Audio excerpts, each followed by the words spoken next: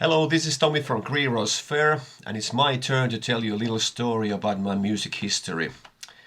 I hope you are comfortable right now. Maybe you should sit back, take a cup of tea or something, because this will take a little time, so just enjoy the ride. Okay, my first band was called Lies More. I had a couple of tiny little projects before that, but they were only projects. I consider Lies More my first band because we even did few gigs back then. And I have few rehearsal room recordings left on this C cassette. Nice cover artwork. I made this, I don't know, 35 years ago or something. And yeah, we did actually few gigs, and this is probably the only picture I have left on those days, on those gigs. It's nice to see that I wear black and I have red drums. Wow, nice. Nice looking young dudes though. Okay, after Lies More, we formed a band called Admire. At first we call ourselves the Privacy Flame, then we change our name to Meanwhile, and finally to Admire.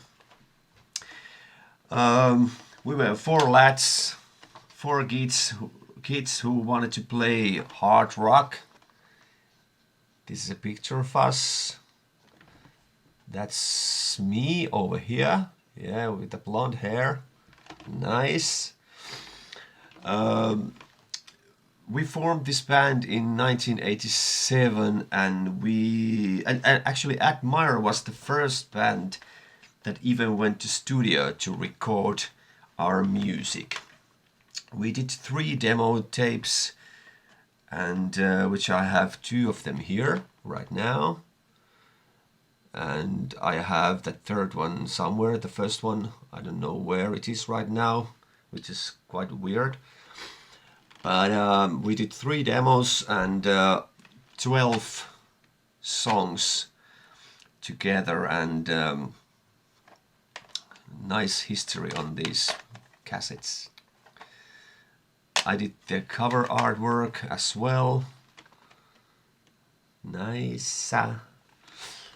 And we just wanted to have fun and play that good old rock and roll, and Admire was the first band who really had gigs outside our hometown, which was very special and interesting back in the day because we were so young. We still were quite young, something about 15 or 16, 15, 16, I can't remember exactly, but anyway, it was fun. And the interesting thing about Admire is that we are still doing gigs from time to time, perhaps 1 gig in 5 years, but still we are good friends. We see each other from time to time, and there is a good friend of ours have this little pub in our hometown, so we go there and have a nice rock event once in a while, so it's great to have those guys still around. Alright, after Admire we formed this band called Problem Child, and that was a very interesting project because it was time to leave all those baby steps and those behind, and start to be and act like real rock and roll stars.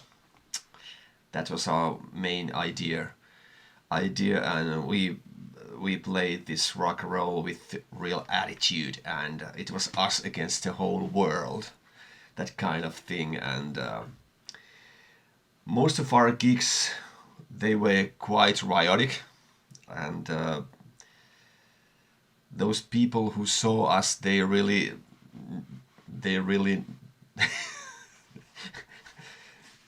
They really knew that we were there. Yeah. So it was very interesting time, and I have this picture here. This is Problem Child. I'm that guy. Oh, sorry. I'm that guy over here. And but too bad this band didn't last so long, because our guitar player moved to another city. So basically that was it.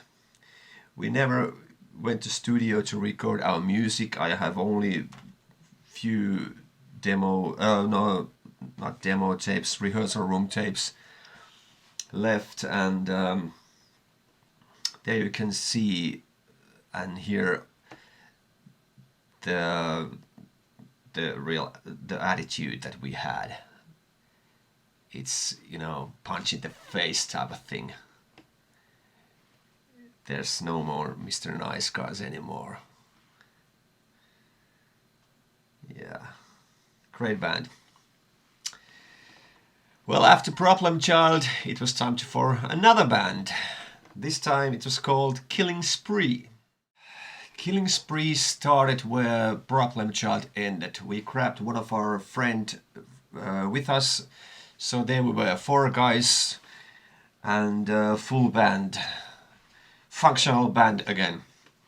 Okay, what happened? It was we had few gigs, couple of gigs, 95, and then 96 we had plenty of gigs. We have had gigs all over Finland, and we even got the chance to play at Tavastia Club, Helsinki, Finland. And Tavastia Club is the most legendary rock club here in Finland, so we got the chance to play there. Here's a nice review of that gig. That's me over there.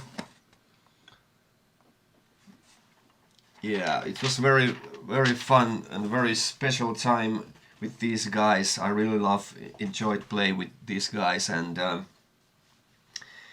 but unfortunately this band couldn't last it that long, because after one crazy gig I talked to the guys and said that we really need to move to a bigger city and try to make this band big, because it deserves much better than, you know, what happened then. But unfortunately the guys said to me that no, they just cannot do that because they had jobs there in our hometown and blah blah. And I was like, it was so disappointing moment for me back then. I remember that night so well. I was like, what? You cannot do this to me. Because I've always known that I wanted to do music with my whole life. I wanted to make music and nothing more. I couldn't care those jobs and making money and cars and blah blah. I couldn't care less. I just want to make music. That's it. As simple as that. So I told the guys that I need to, you know, leave the band, which I did. I left the band and found a new band in Turku, the other side of Finland, and in October 1996 I moved there. So there I was in Turku, and what happened then? We started to rehearsing our live material, and then we started doing gigs in 97, and we toured all over, and we released our still 2C cassettes back then, and had great reviews, and press started to notice us very well. And what happened then, we had great gigs, lots of them, and I will show you a couple of them, these pictures. This is me. I really like this picture.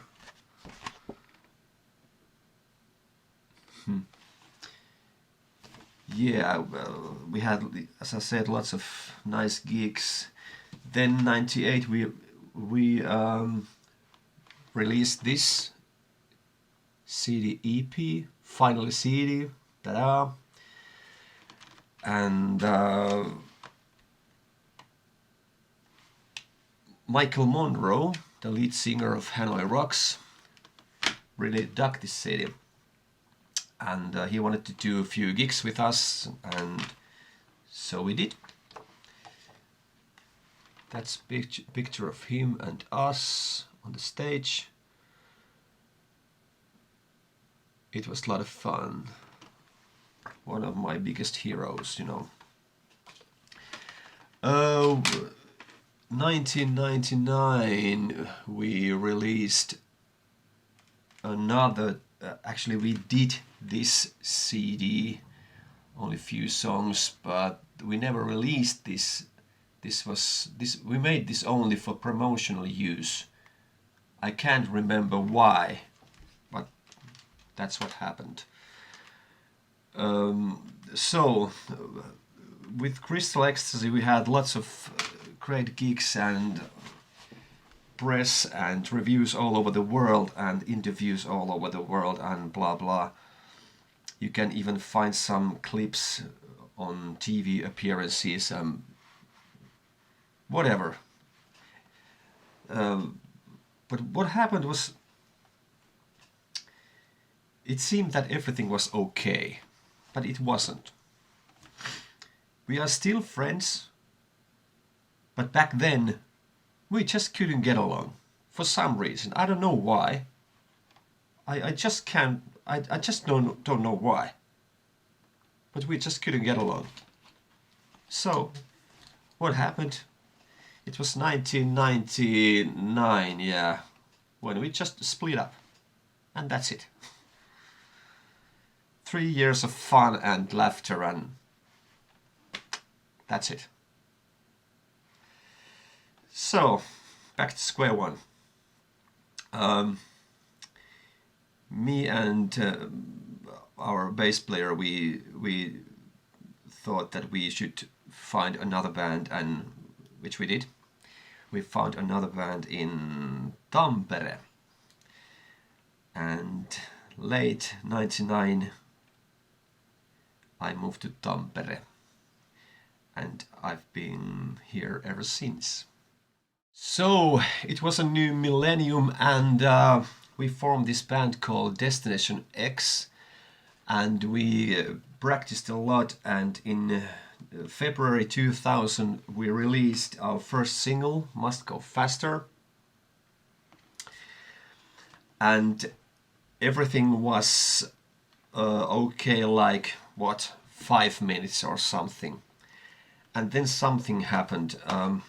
Don't ask me what, because I don't know, but something happened, and it wasn't fun anymore doing music. And of course we did gigs and videos, and we released new material like this Hooligans for Revolution EP, Under Surveillance EP 2004, and the Horror EP finally 2007. But something was missing. I believe there were no good rock bands anymore anywhere, and the worst band ever was my own. So I was like, what the heck is going on right now? And if there is no fun when you're making music and it's not fun anymore, so why keep doing it? You have to have fun when you are making new music. Otherwise it's like, you know, I don't know what, but it's a stupid thing to do. So that was the end of Destination X at that time. Actually, it was the end of Destination X. While we were recording this single, we didn't have a bass player. So we tried to find one, and there was this guy who called me, and he told me that he wanted to join the band, and I was like, okay, if you're good enough, then welcome. So he did, and he joined the band, and he plays on that CD, and yeah. Oh, by the way, did I forget to mention that this guy was Nilo? Yeah, the same Nilo that plays on all these albums. Yeah, all these Greenrose Faire albums, and yeah. You know, the rest of it is Greenrose Faire history. So that was the whole point of Destination X. I couldn't tell that at the time, but now I know it. Why to keep band alive like 7 or 8 years if nothing happens? Well, you keep it alive because you found a right suitable person for your next band. It's as simple as that. Strange things happens in the world sometimes. It has been a great journey so far. It all started in 1983 when my parents bought me my first drum kit, so thank you, Mom and Dad, for doing that. And I've played with many great musicians over these years. I want to thank each and every one of you. It's just been an honor to play with you guys. You know who you are. And I'm very happy to tell you that my musical story still continues. We are going to release our new album in next June 21. The album is called Following the Wind, and I hope you all get your own copy right away when it's out. Yeah. The album is going to be very super great, and mark my words, it's a great album. It's full of great songs, and it was fun making of that album. So I'm very proud of it, and I hope you like it too. I miss the gigs. I hope this disease will go away, so we can climb on stage again and have fun with you guys. And I just hope that you come to see our gigs, and we'll meet there someday. Until then, keep safe, and bye bye.